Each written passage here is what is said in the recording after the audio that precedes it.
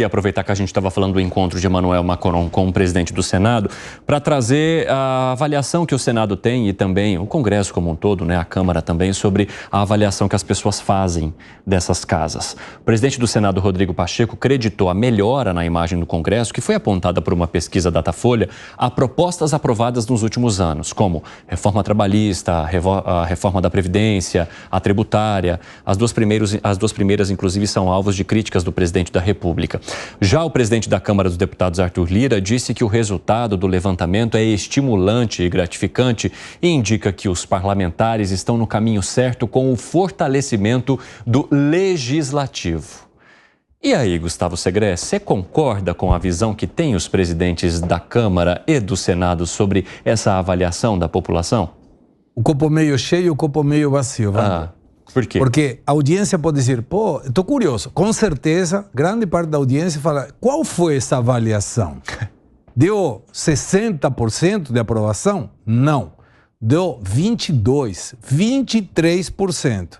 50 e pouco por cento está naquele negócio que muitas vezes o próprio Piperno menciona. Depende de onde você pega, vai para um lado, vai para o outro, porque é regular. Se você juntar o regular com o negativo, vai dar muito ruim. Se você juntar o regular com o positivo, vai dar muito bom. Mas o bom é 22%. É que eles falam que é a melhor avaliação desde 2003, né? Então imagine as passadas. Não, o que mostra que o aluno nota 1 começa a tirar nota 3. Né? Mais ou menos. Então, eu lembro, o meu sócio, o Birajara Marques Curto, mando um abraço para ele. Ele foi fazer uma avaliação na academia. E ele precisava melhorar 100% para chegar a ruim. Então é isso mesmo. Chegou acabado lá, hein? Não, então, porque não conseguia esticar o braço para chegar aí no alongamento. E aí você vê que comemora 22% de aprovação. Gente, vocês precisam trabalhar muito mais. Se tiver apenas 22% de aprovação numa empresa privada, seriam mais demitidos na hora.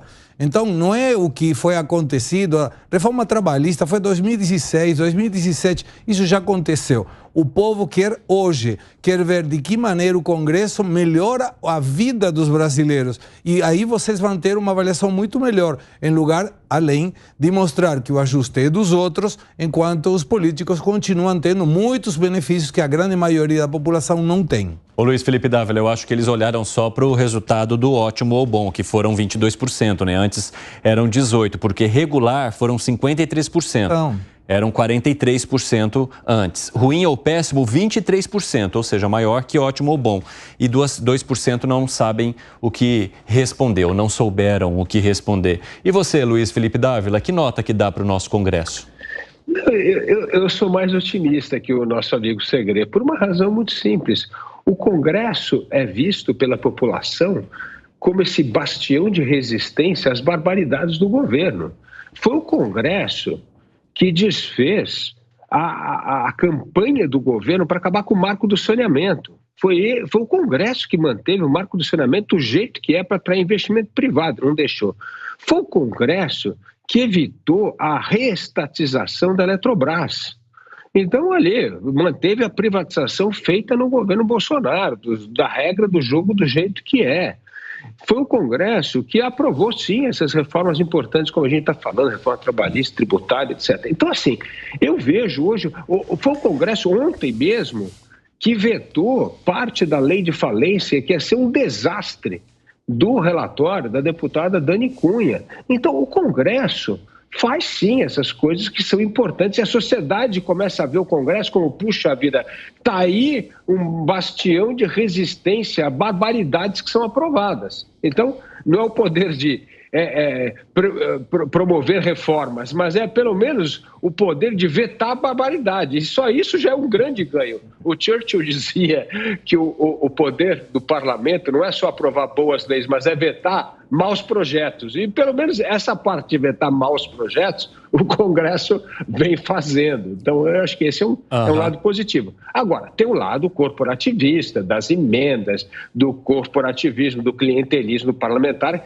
que isso, evidentemente, é criticável. Mas que o Congresso Nacional, nesses anos de governo Lula, foi sim o bastião da resistência a medidas que eram verdadeiras barbaridades contra a economia de mercado, isso foi. e esse crédito precisa ser dado ao Congresso. Ô Fábio Piperno, você está mais na ala que olha de maneira mais crítica ou na ala mais otimista, assim como Luiz Felipe Dávila, que coloca o Congresso como algo que protegeu, né, muitas das propostas que são interessantes para o país e que tinham ou vinham sendo minadas pelo governo? Não, veja, primeiro que essas propostas, isso era um jogo de cartas marcadas. O governo, por exemplo, sabia que ia perder, mas ele tinha que dar uma satisfação lá para o seu público. Olha, era uma promessa de campanha, então eu estou aqui tentando cumprir. Tá, é óbvio que isso ia ser barrado. O Congresso não ia rever aquilo que ele tinha acabado de aprovar. A reputação do Congresso continua péssima e sempre foi muito ruim, até 3, 4 meses atrás. Era pior ainda. O que aconteceu nesse curto espaço de tempo? O Congresso aprovou medidas de grande apelo popular. Outro dia, por exemplo, né, aprovou o fim da saidinha, que é uma demanda da opinião pública. Então, claro que o levantamento é feito também no calor, né, dessa movimentação toda. Então, é óbvio que isso impacta. No final, exatamente em dezembro, 3 meses atrás, o Congresso aprovou a reforma tributária. Coisa que, aliás, tinha o governo como aliado. Então, é claro que também isso foi um projeto, né, de grande apelo popular. Todo mundo falou de reforma tributária durante muito tempo e a população comprou essa ideia.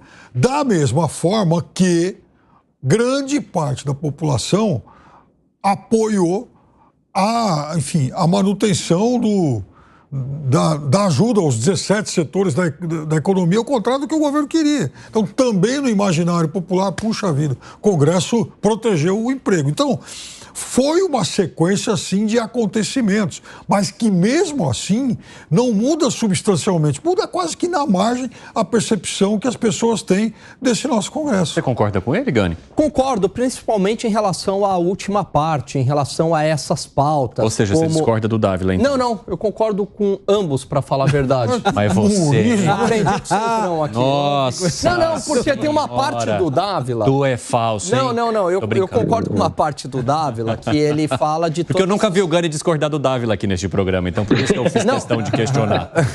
É verdade, o Gani deve ter um quadro do Dávila lá na sala da casa.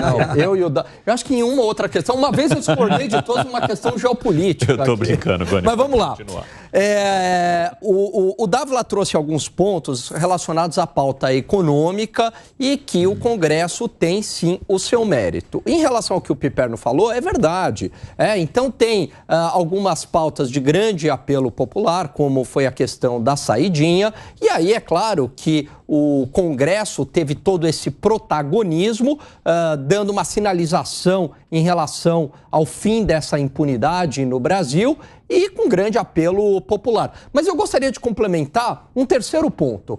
Há uma percepção por parte da sociedade de que o Congresso está tomando as rédeas em relação ao Supremo Tribunal Federal. Isso é importante. Isso é importante. Isso é importante. Então, por exemplo, marco temporal. Supremo foi lá, numa decisão, foi contra o marco temporal, o Congresso chamou de novo a responsabilidade para si.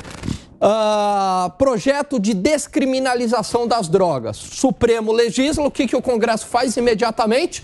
Coloca em votação um projeto mais rigoroso que o anterior. Resposta ao Supremo Tribunal Federal.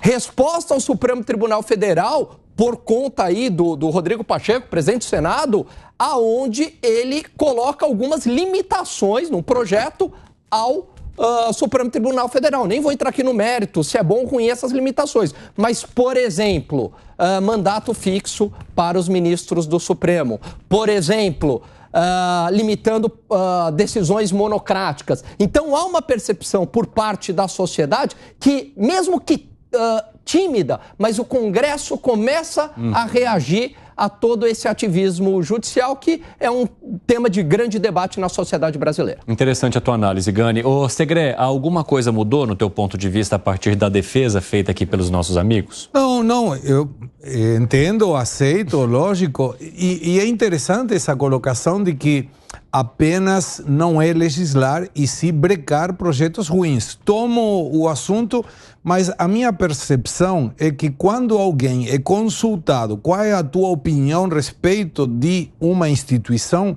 como por exemplo o Congresso Nacional, eu não sei se as pessoas enxergariam. Eu não conseguiria enxergar como uma fonte de colocar um bom trabalho, um ótimo trabalho, o fato de ter brecado algum projeto, mesmo que é válida a colocação. Mas me parece que mais o que essa ação do Congresso reflete na minha vida, na vida daquele que foi consultado. E aí é que o Congresso dá a sensação de que fica sempre devendo alguma coisa para a sociedade.